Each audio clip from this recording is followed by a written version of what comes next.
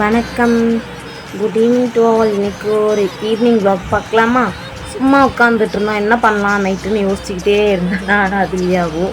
2 பேரும் கடைசியில் ஒரு டிசைட் பண்ணிவிட்டோம், பூரி பண்ணலாம் இன்றைக்கி. அதுக்கு காம்பினேஷனாக நல்லா ஒயிட் சன்னா கிரேவி வைக்கலாம் அப்படின்ட்டு அதை ஒரு ரெசிபியாக எடுத்துடலாம் இன்றைக்கி. இன்னும் ஸ்டார்ட் பண்ணலாம் வீடியோ. ஒரு கடாய் எடுத்து வச்சுக்கோங்க. அதில் கடலை எண்ணெய் கொஞ்சமாக ஊற்றிட்டு பிரியாணி ஹோல் ஸ்பைசஸ் போட்டுட்டு நல்லா அது வதங்கணும். வதங்கினதுக்கு அப்புறமா வெங்காயம் போட்டுக்கோங்க. நீளமாக கட் பண்ணி போட்டிருக்கேன். உங்களுக்கு வேணால் குட்டி குட்டியாக கூட கட் பண்ணி போட்டுக்கலாம். வெங்காயம் வதங்குறதுக்கு நல்லா ஒரு தட்டு போட்டு மூடிட்டிங்கன்னா வெங்காயம் வதங்கிட்டு இருக்கும். அந்த கேப்பில் பக்கத்தில் கொஞ்சமாக தேங்காய் திருவி, அதுக்குள்ளே 4 சின்ன வெங்காயம், கொஞ்சம் கசகசா, கொஞ்சமாக சோம்பு போட்டு நல்லா வதக்குன்னு வதக்குனிங்கன்னா கொஞ்சம் ஆயில் போட்டு வதக்கணும். நிறையலாம் எண்ணெய் ஊற்றுனீங்கன்னா ஒரு மாதிரி இருக்கும்.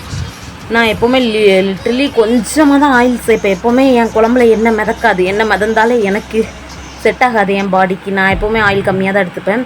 இன்னொரு மிக்ஸி ஜார் எடுத்து அதில் 2 தக்காளி பழம், கொஞ்சம் புதினா, இஞ்சி, பூண்டு, கொத்தமல்லி தழை இதெல்லாம் போட்டு 4 சேர்த்து நல்லா மிக்ஸ் பண்ணி நல்லா பிளெண்ட் பண்ணி வச்சுக்கணும். அந்த கேப்பில் இங்கே வெங்காயம் வேறு கருகிட்டு எனர்ஜியை அதிலே தக்காளி பழம் அரைச்சி வச்சுருந்த தக்காளி பேஸ்ட்டையும் போட்டு நல்லா மிக்ஸ் பண்ணி ஒரு 5 மினிட்ஸ் அதை ஒரு 2 க்ரீன் சில்லி கட் பண்ணி போட்டுட்டு ஒரு 5 மினிட்ஸ் அப்படியே க்ளோஸ் பண்ணி வச்சிட்டிங்கன்னா அது நல்லா தொக்கு கன்சிஸ்டன்சி வந்துடும்.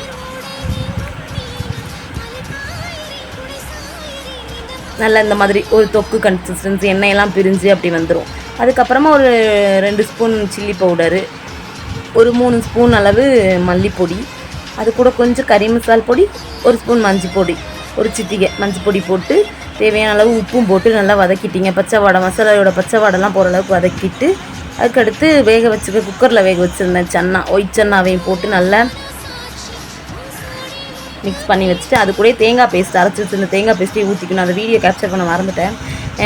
அதுக்கடுத்து ஒரு 10 மினிட்ஸ்க்கு அப்புறம் கருவேப்பிலை தூவி ஆஃப் பண்ணிட்டிங்கன்னா சூப்பராக இருக்கும் கேஸ். பூரிக்கு, சப்பாத்திக்கு, இட்லிக்கு எல்லாத்துக்குமே சாப்பாடுக்கு கூட நல்லா மட்டன் குழம்பு மாதிரி இருக்கும் இந்த கிரேவியும்.